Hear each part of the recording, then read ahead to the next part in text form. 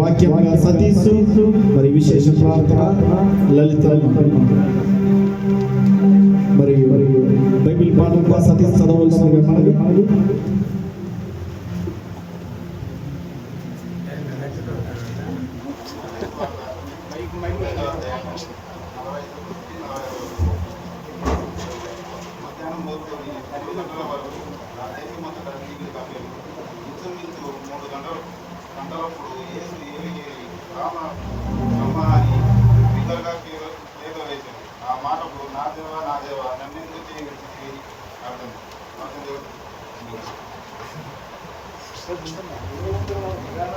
మరియు నాలుగో మాటగా విశేష ప్రార్థన లలితమ్మ చేయవలసిందిగా మనవి.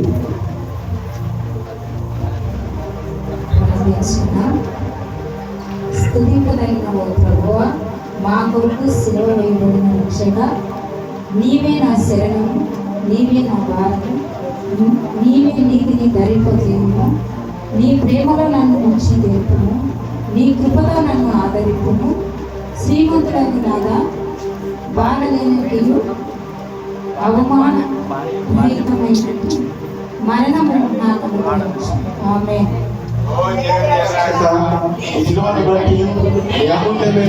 బట్టి మమ్మల్ని రక్షించి మాకు సహాయం చేయమని ప్రార్థిస్తున్నాము. ఆమేన్. ప్రసంగంగా ప్రవీణ నాలుగో మాటగా ప్రసంగించవలసిందిగా ప్రార్థన.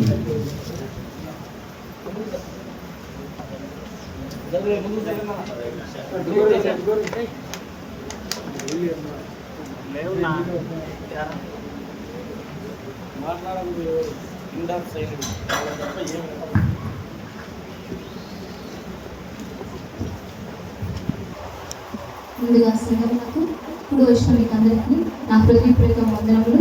సంఘ కాపరికి మీ హృదయపూర్వక వందనములు. అవకాశం ఇచ్చినట్టు మీకు కూడా నా హృదయపూర్వక వందనములు. నాలుగవ పాఠంగా నా దేవా నన్ను ఎందుకు చేయి విడిచిదవని దేవాది దేవుడు ఆ సిలువలో ధ్యానం చేస్తున్నప్పుడు నాలుగవ మాటగా చిన్న ప్రార్థన చేస్తున్నాం. పరిశుద్ధ ప్రేమ కలిగిన తండ్రి, కృప కలిగిన దేవా 7 మాటల్లో సిలువలో పలికించినప్పుడు నాలుగవ మాటగా ప్రభా నా దేవా నన్ను ఎందుకు చేయి విడిచిదవని ఆ ఘోరమైన వేదనతో తండ్రి మీరు తండ్రిని మొరపెట్టించున్నాగా ప్రభా. అవును తండ్రి, ఈరోజు మమ్మల్ని ధ్యానించుకుంటూ నీ కృపను అనుగ్రహించిన విధానాన్ని బట్టి నీ జ్ఞానమును మాకు అనుగ్రహించమని, నీ పరిశుద్ధాత్మ చేత మమ్మల్ని నింపమని ఇచ్చిన ప్రార్థన తండ్రి నీ పరిశుద్ధ నామమును బట్టి అడిగి ప్రతిమనాలు వేడుకుంటున్నాను ప్రభా తండ్రి. ఆమేన్.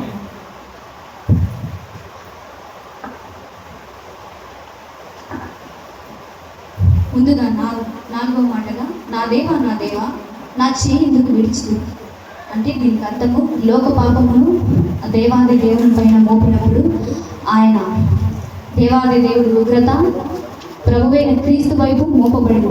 సో అందుకు ఆయన నా దేవా నన్ను ఎందుకు చేయి విడిచిదిగా అన్నాడు. ఎందుకంటే లోక పాపం అంతా ఆయన పైన మోపబడినప్పుడు ఆయన నొప్పితోనూ వేదనతోనూ బాధతోనూ ఘోరమైన వేదనతోనూ బాధ వేరు, నొప్పి వేరు, వేదన వేరు. అంటే ఆయన వేదన అంటే లోక పాపము, ఆయన శరీరము నలగొట్టిన విధానాన్ని కానీ,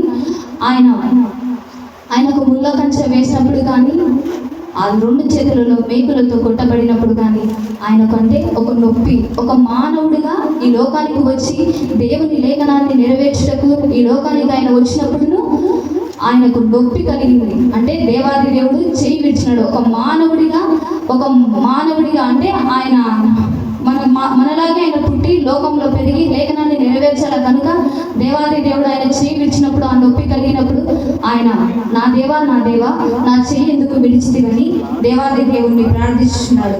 అంటే ఆ పాపము పైన ఉన్న దేవుని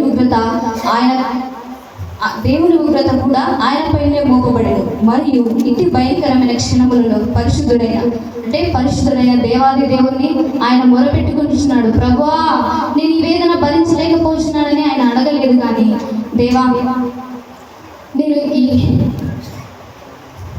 నేను ఈ శిక్షకు పాత్రుడనే అయినటువంటి కనుక నీ లేఖనములు నెరవేర్చుచున్నప్పుడు, అంటే యేసు ఒక మనిషిగా చీకటిలో మరియు శిలువ యొక్క ఘోరమైన వేదన కారణంగా దేవునికే మొరపెట్టుచున్నాడు. ఎవరినైతే నిత్యత్వంలోకి అంటే పరలోకంలోనికి, నిత్యత్వం అంటే పరలోకంలోనికి, ఒక మానవుడిగా ఈ లోకంలోనూ ఘోర వేదన అవమానము ఉమ్మివేయబడ్డాడు.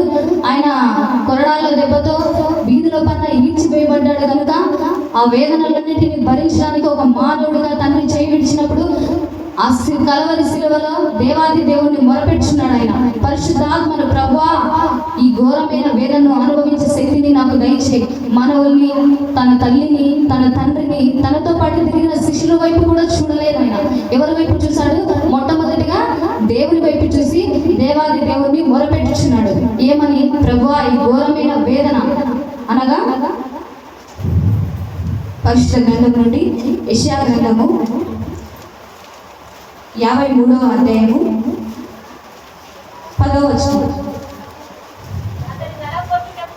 అతన్ని నలగొట్టుటకు యెహోవాకు ఇష్టమైన. చాలా దేవుడికి ఆ కలువలో ఉన్న యేసయ్యను నలగొట్టుటకు దేవాది దేవుడికి ఇష్టమైన. అంటే ప్రజలు, అంటే మానవులమైన మనము మన పాప క్షమాపణ నిమిత్తము ఆయనను నలగొట్టుటకు దేవుడికి ఎంతో ఇష్టమైనంట.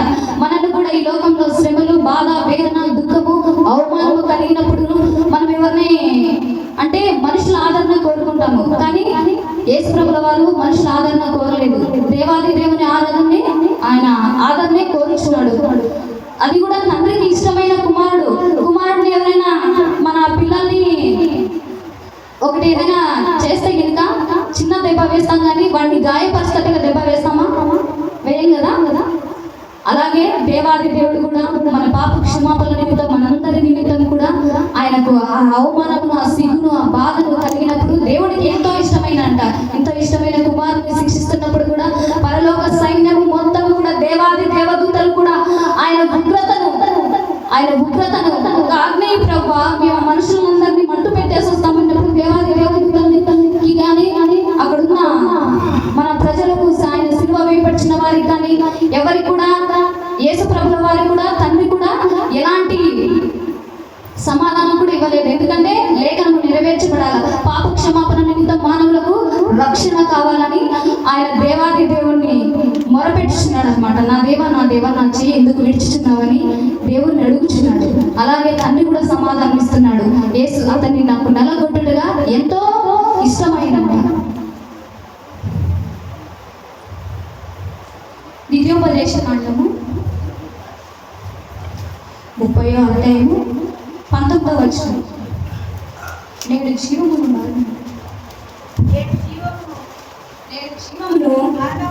మరణమును ఆశీర్వాదమును శాపమును నేను నీ ఎదుట ఉంచి భూమి ఆకాశములను నీ మీద సాక్షులుగా పిలుచుచున్నానంటే దేవాది దేవుడికి మొరపెట్టుచున్నారు. ప్రభువా, ఇదో నీ లేఖనమును నేను నెరవేర్చాను. నన్ను నీ చేయికి విడిచినప్పటికీ కూడా భూమి ఆకాశముల సాక్షిగా నేను నలగొట్టబడ్డాను. మానవుల నిమిత్తము, నేను పాప క్షమాపణ నిమిత్తము నేను మరణము పొందుచున్నాను. ఆయన దేవాది దేవుడితో అంటున్నాడు అనమాట. ఇంకోటి లూకా సువార్త 22వ అధ్యాయము 45వ వచనం.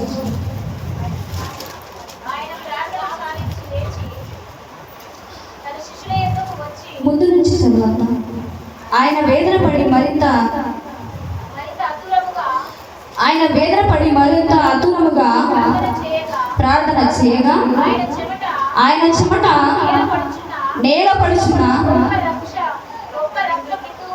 గొప్ప రక్తము బిందువలే ఆయన ఆయన వేదన అంట మరింత అరుదుగా ప్రార్థన చేయించుగా ఆయన చెమట అంటే మనకి ఏదైనా ఒక విషయం మన శరీరం కానీ మన ఆత్మ భరించలేనంత శ్రమ వేదన కలిగినప్పుడు మన కన్నీరు కూడా రక్తపు బిందుగా మారుతుందంట.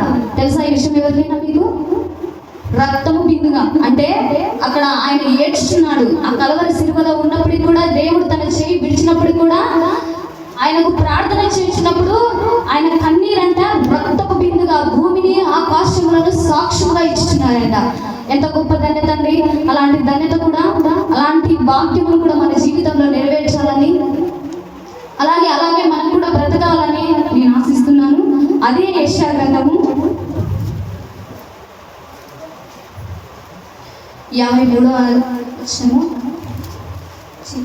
అధ్యాయము 5వ వచనం. మన అతిక్రమముల క్రియలను బట్టి అతడు గాయపరచబడెను, మన దోషములను బట్టి నలగొట్టబడెను, మన సమాధానకర్థమైన శిక్ష అతని మీద పడెను. చాలు. చూడు, ఇక్కడ ఆయన ఏమంటున్నాడంటే మన అతిక్రమములు చూడు ఎన్ని చేసింటామో. మన తలపుల చేత ఆయన తలకు ముళ్ళ కిరీటం పెట్టారు. మనం చేసిన చేతుల చేత ఆయనకు చేతులకి మేకులు కొట్టబడారు. మనం కాళ్ళు చేసిన పాపముల నిమిత్తము ఆయనకు మేకులు కొట్టబడ్డాయి.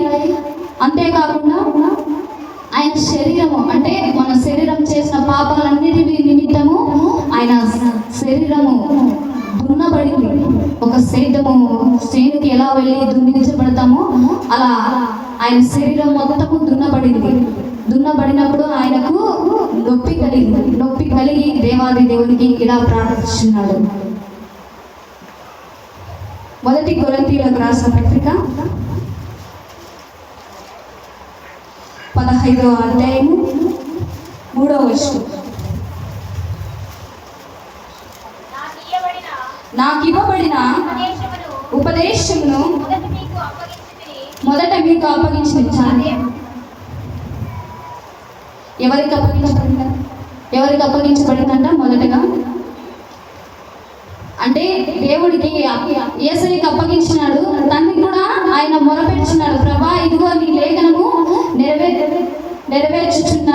నెరవేర్చుచున్నాను కనుక ఈ నాకు ఇవ్వబడిన ఉపదేశంలో అంటే తండ్రి ఎదుటగా క్రీస్తు యేసు ప్రభుల వారు తండ్రి ఎదుట పెడుతున్నాడు. ఇదిగో నేను ఉపదేశములు మీ ఎదుట మీకు అప్పగించుచున్నానని ఆయన దేవాది దేవుడితో మనవి చేసుకొనిచున్నాడు.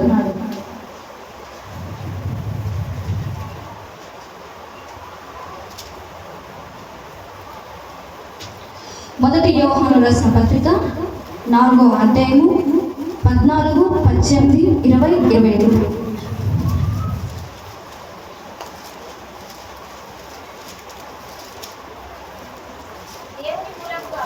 దేవుని మూలంగా పుట్టి ఉన్నవాడెవడును పాపము చేయడని ఎరుగుదుము. దేవుని మూలముగా పుట్టినవాడు తన్ను భద్రము చేసుకొనును కనుక దుష్టుడు వారిని ముట్టడు.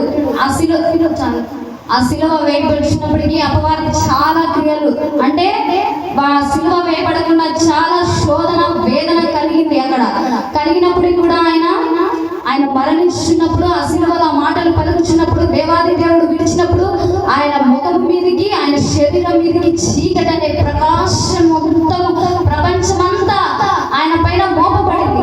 ఆయన నొప్పికి తట్టుకోలేక ఆ మాట అంటాడు, దేవా నా దేవా నన్ను ఎందుకు చేయి విడిచి చేసివని. ఆ మాటలు మనం ఇక్కడే చూస్తాము. 18 మొదటి యోహాను రాసిన పత్రిక 4వ అధ్యాయము 18వ వచనం.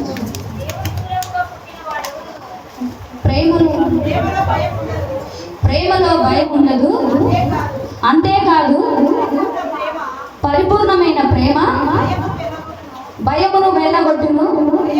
భయము వేదనతో కూడినది. భయపడివాడు ప్రేమ యందు పరిపూర్ణము చేయబడిన వాడు కాదు. అంటే అక్కడికి కూడా మనం చేసిన పాపాలలో కూడా యేసయ్య సిలువలో ఉన్నప్పటికీ కూడా ప్రేమనే వెల్లడి చేస్తున్నాడు. ప్రభు తనకు నేర్పించిన లేఖనములు ఎలా ఆయన నెరవేర్చాడో అక్కడ కూడా ప్రేమ అనేది, ప్రేమ లేనిదిదే దేనిని జయించలేరు.